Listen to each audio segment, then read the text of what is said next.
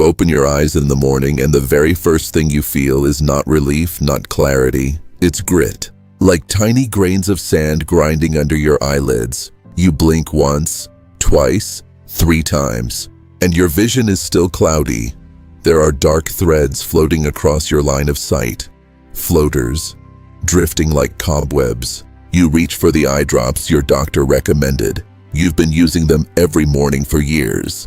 And what you don't know yet is that those drops may be making everything worse.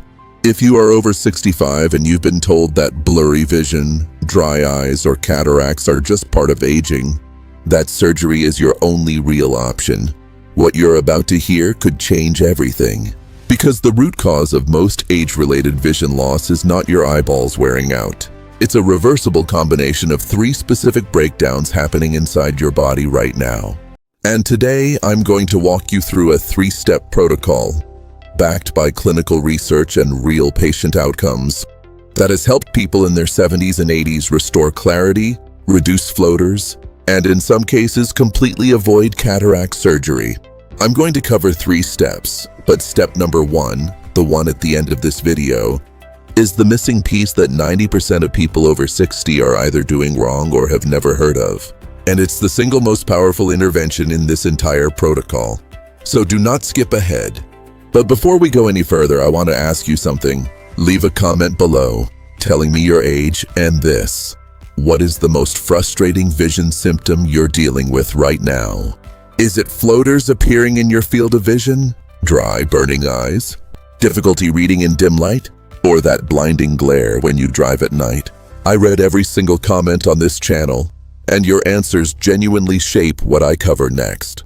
My name is Julian Porter. I'm a senior health expert, longevity researcher, and I've spent over 22 years studying how the aging body can rebuild, repair, and regenerate, even after decades of damage.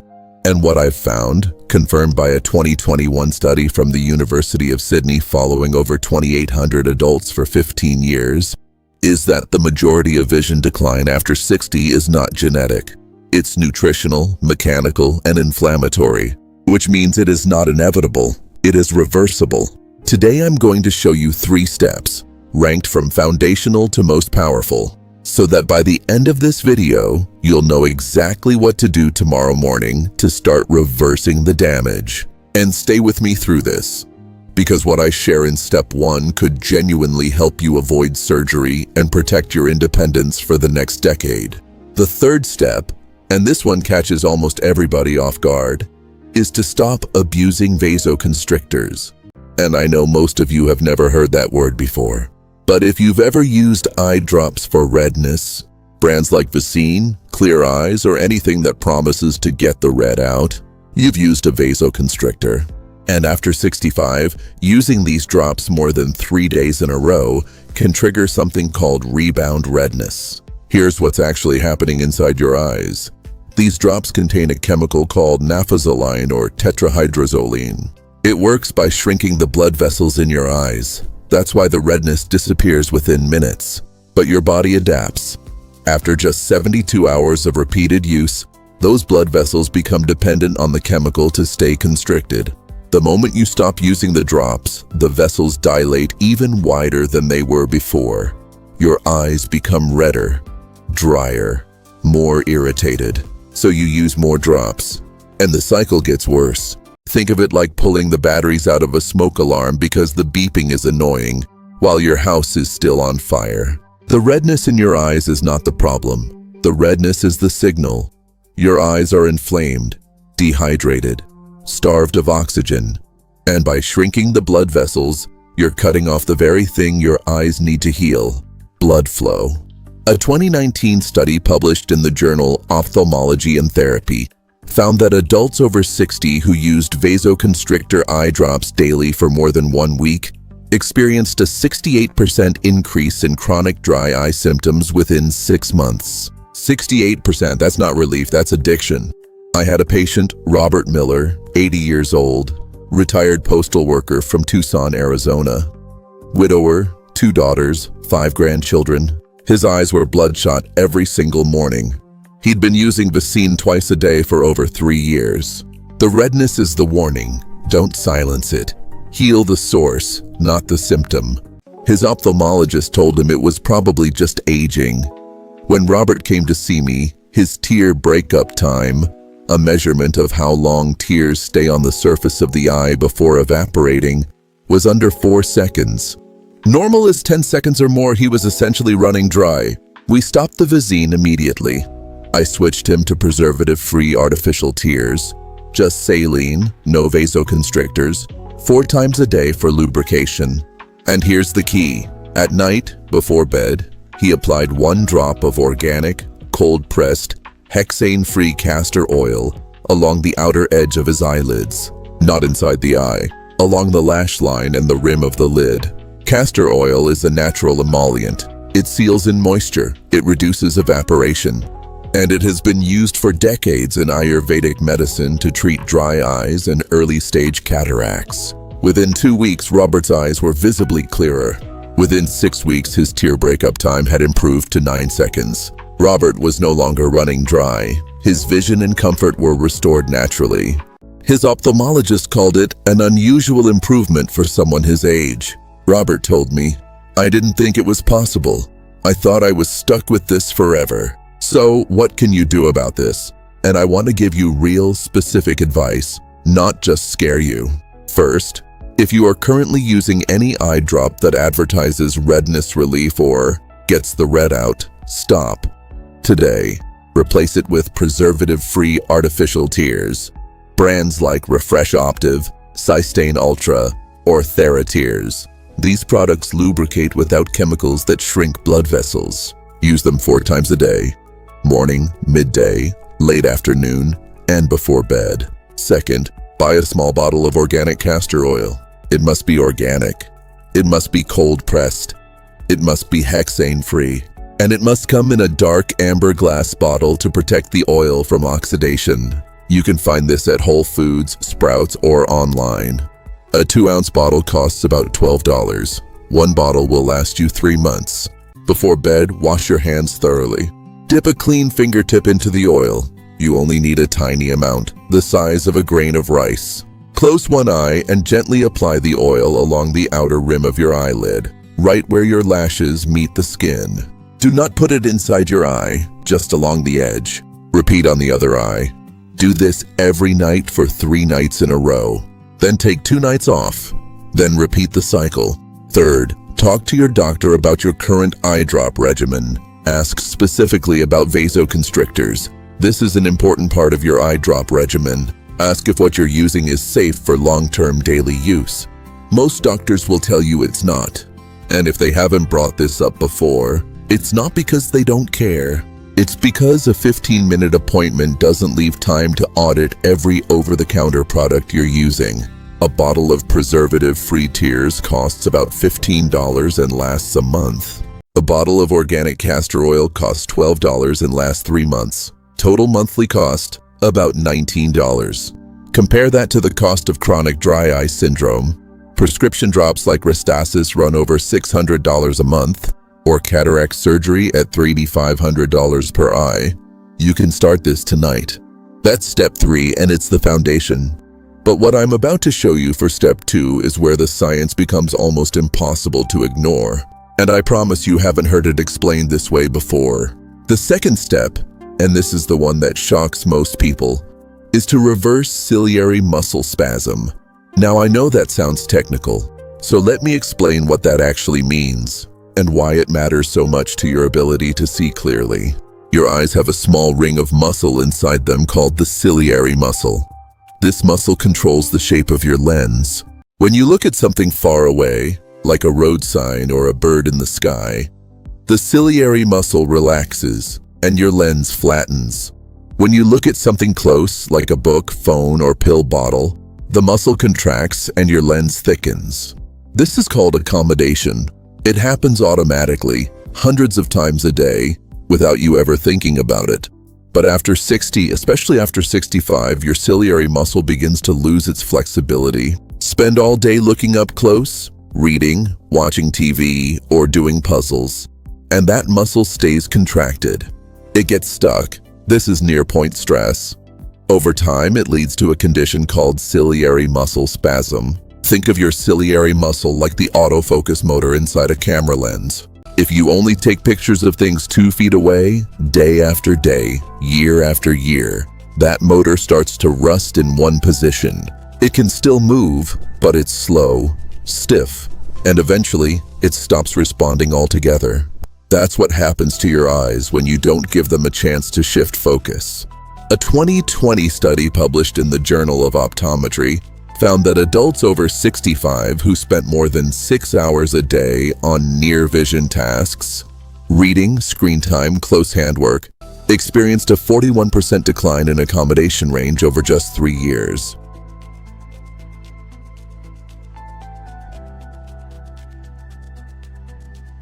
%. Compare that to adults in the same age group who deliberately practice distance shifting exercises. Their accommodation range declined by only 11%. Now, ciliary muscle spasm doesn't just make your vision blurry. It also increases intraocular pressure, the pressure inside your eyeball. And sustained high pressure is one of the earliest risk factors for glaucoma. So this isn't just about whether you can read the newspaper without squinting. This is about whether you'll be able to see at all in 10 years. I want to tell you about a patient named Brenda Lawson, 68 years old, retired librarian from Portland, Oregon. Brenda had been wearing reading glasses for over 20 years, and her prescription kept getting stronger. Every year, stronger lenses. She told me, "I feel like my eyes are giving up." When I tested her, her near point of accommodation, the closest distance at which she could focus clearly, was 18 inches. Normal for her age should be around 10 to 12 inches. Her ciliary muscle had essentially locked into a semi-contracted state. We started her on a simple exercise called focus shifting, also known as the Bates method, though Dr. William Bates originally developed this over 100 years ago. Here's how it works. Sit in a chair near a window. Hold your thumb up in front of your face about 12 inches away. Focus on your thumbnail, really look at it. Notice the ridges, the shape, the color. Hold your focus for 5 seconds. Then shift your gaze to something at least 20 feet away, a tree or street sign. Focus for 5 seconds, then shift back to your thumb. Repeat this cycle 10 times. The exercise takes 2 minutes. Do this twice a day, morning and evening. You're just giving your ciliary muscle permission to move through its full range again. You're reminding it how to relax. Brenda did this every day for 8 weeks. Her near point improved to 11 inches, and her distance vision sharpened. Her optometrist was stunned. He said, "I don't usually see improvement at your age, so here's what you do. Starting tomorrow morning, practice focus shifting for 2 minutes. You don't need equipment. You don't need a prescription. You just need a window and 2 minutes of your time. If you can't get near a window, use any object across the room. A clock, a picture frame, a doorknob. The key is distance. Near, then far. Contract, then relax. Do this twice a day, every day. Give it 4 weeks. You will notice that your eyes feel less tired at the end of the day. You'll notice that shifting focus from your book to the TV, from your phone to someone's face, happens faster and more smoothly. And over time, you may notice that the floaters in your vision start to fade because you're improving circulation and reducing internal eye pressure. This is not a miracle. This is mechanics. Your ciliary muscle is exactly like any other muscle in your body. If you don't move it, it atrophies. If you move it regularly through its full range, it stays flexible, and flexibility equals function. That's step 2, and it's powerful. But step 1, this is the one I feel most strongly about, is where everything comes together. The first step, and this might be the most important one of all, is to stop the calcification that is causing your cataracts and glaucoma in the first place. And the way you do that is by taking vitamin K2 in the right form, at the right dose, with the right cofactor. Now, most people have heard of vitamin D, and many of you are probably already taking a vitamin D3 supplement. That's good. Vitamin D helps your intestines absorb calcium from food. But here's what almost no one tells you. Vitamin D does not tell that calcium where to go. It just floods your bloodstream with calcium. And if you don't have enough vitamin K2, That calcium doesn't go into your bones. It goes into your soft tissues, your arteries, your kidneys, and your eyes. This process is called ectopic calcification. In the eyes, it shows up as clouding of the lens, cataracts, and as blockage of the drainage canal that regulates eyeball pressure. When that gets clogged, pressure builds. That's glaucoma. The key is vitamin K2. It activates matrix glyprotein, or MGP. Think of MGP as a traffic cop, pulling calcium out of your bloodstream and directing it into your bones and teeth, where it belongs. Keeping it out of your arteries, kidneys, and eyes, where it causes damage. But MGP only works when it's activated by vitamin K2. Without K2, your body is a construction site with no foreman. Calcium is pouring in, but it just gets dumped wherever it lands. That's what's happening inside your eyes right now if you're taking D3 without K2. A 2015 study published in the journal Nutrients followed over 4,800 adults aged 55 and older for 10 years. Participants who had the highest dietary intake of vitamin K2, specifically the MK7 form, had a 52% lower incidence of severe arterial calcification compared to those with the lowest intake. 52%. That is a massive reduction in calcification. And a 2022 follow-up study from Maastricht University in the Netherlands found that participants supplementing with 180 micrograms of MK7 daily experienced measurable reversal of soft tissue calcification within 12 months. Now let me tell you about Mike Vance, 80 years old, retired mechanic from Boise, Idaho, widower, 3 children, 7 grandchildren. Mike had been diagnosed with early-stage cataracts in both eyes. His ophthalmologist told him, "We'll monitor it. When it gets worse, we'll schedule surgery." Mike also had slightly elevated intraocular pressure, 22 millimeters of mercury in his right eye, 23 in his left. Normal is under 21. He wasn't officially diagnosed with glaucoma yet, but he was on the edge. Mike had been taking 5,000 IU of vitamin D3 every day for years. His primary care doctor had recommended it for bone health, but nobody had ever mentioned K2.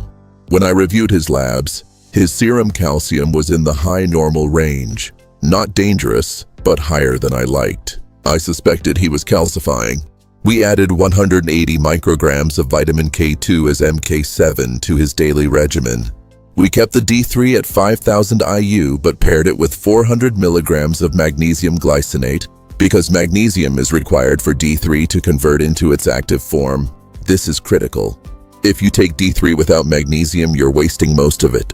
Within 6 months, Mike went back to his ophthalmologist for a follow-up. His lens clarity had improved, not dramatically, but measurably. His doctor noted unexpected stabilization in his chart. His intraocular pressure had dropped to 19 in the right eye, 20 in the left. And here's the part that stunned everyone. At a routine echocardiogram, his cardiologist found that calcium deposits in his aortic valve, which had been present on a scan 2 years earlier, had decreased in density. His cardiologist said, and I'm quoting directly from the report, "This is highly unusual. Valve calcification at this age typically progresses. Reversal is rare." Mike told me, "I feel like I bought myself another 10 years. He was right, and so can you. So here's what you do, and listen carefully, because the details matter. First, if you are currently taking vitamin D3, do not stop, but add vitamin K2 in the MK7 form. The dose is 180 to 200 micrograms per day. MK7 is the long-acting form of K2. It stays in your bloodstream for up to 72 hours, which means it has time to activate MGP throughout your entire body. The MK4 form is cheaper, but it only lasts a few hours, so you'd have to take it multiple times a day. Stick with MK7. You can find MK7 supplements at any health food store or online. Brands like Life Extension, Jarrow, and Sports Research all make high-quality versions. A 60-day supply costs about $18. Take it with a meal that contains fat, eggs, avocado, nuts, olive oil, because K2 is fat-soluble and won't absorb well on an empty stomach. Second, pair your D3 and K2 with magnesium. I recommend magnesium glycinate, 400 milligrams per day taken at night. This form is highly absorbable and doesn't cause digestive upset like magnesium oxide. A 90-day supply costs about $15. Third, if you are not currently taking vitamin D3, start with 5,000 IU per day. Take it in the morning with breakfast. After 3 months, ask your doctor to check your serum 25-hydroxyvitamin D level. You want that number between 50 and 80 nanograms per milliliter. Most people over 65 test under 30, and low D3 is directly correlated with faster cataract progression. Now, here's the part that frustrates me most as a researcher.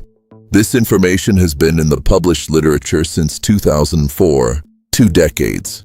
And most patients over 60 have never heard it because the system reimburses for cataract surgery, $3,500 per eye, not for teaching you to take a $20 supplement that might help you avoid surgery altogether. Now you know. Use it. But before you start, there is one combination that can be dangerous for a specific group. Listen carefully, because this is especially important if you are on blood thinners. If you are currently taking warfarin, brand name Coumadin, do not start supplementing with high-dose vitamin K2 without talking to your doctor first. Warfarin works by blocking vitamin K. If you suddenly add a large amount of K2 to your system, it can reduce the effectiveness of your medication and increase your risk of clotting. This does not mean you can't take K2. It just means your doctor may need to adjust your warfarin dose and monitor your INR levels more closely. That is a good thing, but it has to be supervised. If you're on any other blood thinner, Eliquis, Xarelto, Plavix, K2 does not interfere. You're safe to start. I am not telling you to stop your medications. That would be irresponsible. What I am telling you is, talk to your doctor, show them this information, ask them to check your vitamin D and K2 status, and ask them whether supplementing makes sense for you. Now, I want to take a moment to say something that I think needs to be said more often.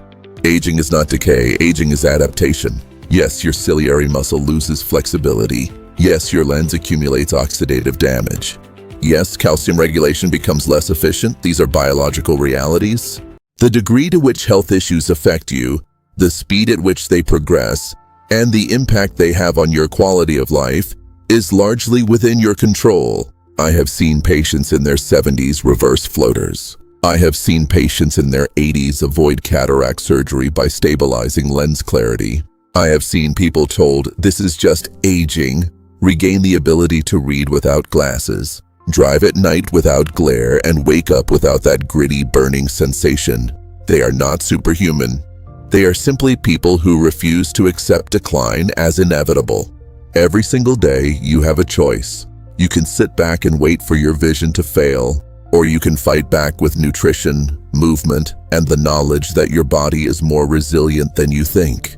But it needs your help, starting now. It is never too late to take control of your health. The science does not have an age limit, and neither should you. If this video helped you, and I truly hope it did, please share it with someone you care about. Your sister, your neighbor, the friend who told you last week that they're scheduled for cataract surgery and they're terrified. This information could change someone's life. Subscribe to this channel if you haven't already, because I release evidence-based, research-backed content like this every single week, and I don't want you to miss it. Hit the like button. It helps this information reach more people who need it. And leave me a comment below answering this. What is your age, and what is the one vision symptom that frustrates you most right now? And after watching this video, which of the 3 steps are you going to start first? This is Julian Porter reminding you that your health is your greatest asset, and it is never too late to protect it. Take care of yourselves. Medical disclaimer. All of the studies referenced in this video are linked in the description below. I encourage you to read them, share them with your doctor, and ask the questions that most appointments don't leave time for. The protocol discussed in this video, including the use of castor oil on eyelids, is based on traditional use and anecdotal patient reports. The FDA has not evaluated castor oil for the treatment of cataracts or dry eyes when applied topically to the eyelid margin. This video is for educational purposes only. and is not a substitute for professional medical advice, diagnosis, or treatment. Always consult your physician before starting any new supplement or health regimen, especially if you are on prescription medications.